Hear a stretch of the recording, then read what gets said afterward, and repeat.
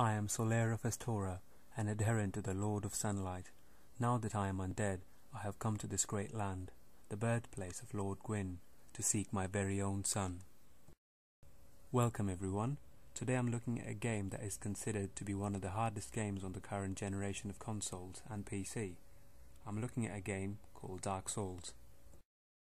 True to its very core, this game is unrelentingly hard. If you make a mistake, make sure you are going to die. Hey, that's how the game was advertised in the first place. The game is tough. You have to fight through hordes of demons to get to the next boss. And when you fight him and die you must, and you will, at one point or the other, you will be sent back to the last bonfire. Yes, bonfire is a concept in this game where every time you die, you spawn back there. It's spread out into a world where there are no maps. Everything you know has to be known by your mind, your brain. You have to remember it all. Make your way through these strange encounters. Meet all sorts of new and different, even difficult creatures. You fight your way, and in the end, halfway through the game, you get given a quest. You do understand why you're here, why you're undead. And the reason for that being is one of the lords in this world that existed called Lord Gwyn. He did something bad. He went crazy, so to speak. Your job as a chosen undead is to end the reign of Gwyn, Lord of Cinder. And you do trek a long way away from where you started to meet him and finally put him to an end. But there's a lot more to this game than meets the eye. Yes, we all know how hard it is, how unrelentingly brutish it is, and when you win a battle, how rewarding it is. Personally speaking, this has been one of my most favourite games of all time. I still played it. A little history if you like to know so. I played this game on Xbox 360 for a long time. I'm level 237 there, and on PC, well, what you're looking at right now is the New Game Plus. So it's the first run after the game is finished. And what I want to bring to you today is a strange perspective on the game. That is the story. Now I'm not going to talk about the pendant issue, we all know about it. And hey, if you've seen the new poster for the new game, Dark Souls 2, you see a pendant hanging in the middle. Well, there you go, game director playing a little prank on us again. We'll see how that goes, but what I want to talk about is a battle against good and evil in this game. Every game you play, any kind of game, action, adventure, no matter what it is, you're either a good guy or a bad guy. Hey, you can also be just a guy, or a girl I guess. But your job in that case is not defined. You choose your own side, you do something good or bad. There are these choices, and there are great games out there that give you that. Why is this game so strange then? The first time you play, and when you finish the game, which I'll show you later on, you fight the Lord Gwyn. And well, you are given a choice. You can either light the bonfire or you can walk away.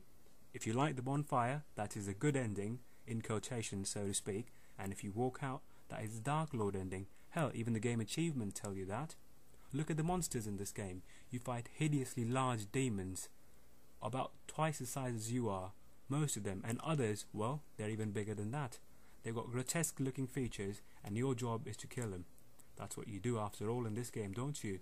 You move through by cutting through hordes of enemies.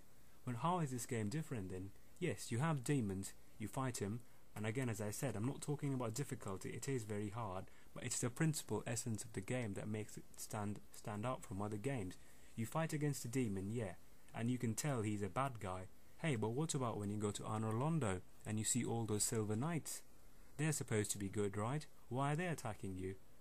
Yeah, as the story would tell you, they've all gone hollow, as in they are dead, but they cannot die. They cannot ascend to whatever plane they were supposed to go to, so they remain in this plane. So the Silver Knight, aren't they part of Guinevere? Well, they are, yeah. They are supposed to serve her, but they attack you as well. And what happens if you even hit Guinevere? She's supposed to be good, right? And what about Gwendolyn? He's also in the game, and you're allowed to fight him as well. And as soon as you enter his place, he becomes hostile to you. Why would a supposed god become hostile to you when you just enter his realm? So you do see these splitting personalities now at the moment. There are demons, of course, who are the bad guys, which is truly understandable, and the game makes you see that by simply looking at their features. But what about these knights in shining armour, so to speak, the Silver Knight or the Black Knight? They're all hostile to you. Now that's where the beauty of the game lies, in my opinion. The gameplay is great, the whole idea is great, but it's the story and what's left for you to interpret is the most beautiful part of the game. The Silver Knight, yes, they serve Gwendolyn and well Guinevere, But if when you take them out, they're all hostile towards you. When you approach them, they are all hostile. So what you see, there is no good or there is no bad. The so-called gods have abandoned the plane. There is no Guinevere, is there? When you hit Guinevere, you find out that, hey, that was just an illusion. And Gwendolyn, well, he becomes hostile to you. You can join his covenant and do his bidding, but all you're doing is killing other players. So why would a god like that ask for killing someone? So there you go, there's another strange perspective, good or bad. To supposedly guide you on your path, you do have two characters that truly help you. In their own way, of course, with their own agenda. You have the two serpents, right? Kat and Framt. Again, as I said, they have their own agenda and they want you to do something good or bad for the realm. One of them, well, he wants you to return the flame, so to speak. So when you end up killing Lord Gwyn, which is pretty much pre-decided halfway through the game, that you are the chosen one, you're supposed to take him out. And take him out you do. But what are you supposed to do after that?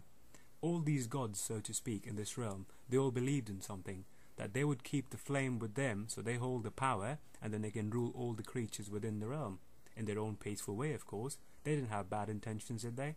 After all, they did want to rule, yes. All men and women want to rule. But they wanted to rule and help people, which is a good idea after all. Well, what about the dark ending where you keep all this to yourself? And there's always that strange character in the game that you almost never see. The first son of Gwyn. Now he had another agenda of his own. Now again, the game keeps everything in secret. There's also many stories and you go to forums and you find amazing stories about it. But there's something different there. What I'm trying to say is the first son of Gwyn wanted something different out. So he didn't want the same thing as the main lords. So he decided to do something different, but he disappeared. There are other characters that you see in DLC. Artorias, he was after something. He was a good knight. But then he fell to Abyss, well, hence Artorias of the Abyss. But the point is, they were all after something different, and that is exactly what games want you to see. Another character, Havel, well, he was good and all, he went hollow, and one of his dear friends locked him up in that cellar. Now that dear friend could be anyone really, it could even be Gwyn. These are all speculations, of course, but the point I'm trying to make is, there are people in this world who I believe want to do good on their own, but they all have their different agenda, and it is up to you to decide what to do, what is right or what is wrong. Hence, there are no videos when you finish the game. There is no supposedly fancy ending. All you see is a little few seconds video which tells you, yes, you've done something, but it's all left open to interpretation. And that, in my mind, is one of the best endings ever. You light the Clin, you light the bonfire after killing Gwyn. Yes, you return the flame back to what it was.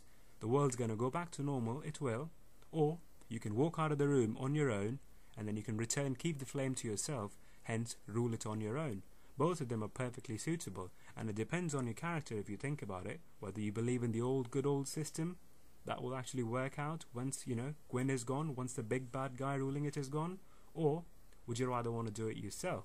Either way is fine. That's exactly what the game wants you to see. And that, in my personal opinion, is a little secret behind this game.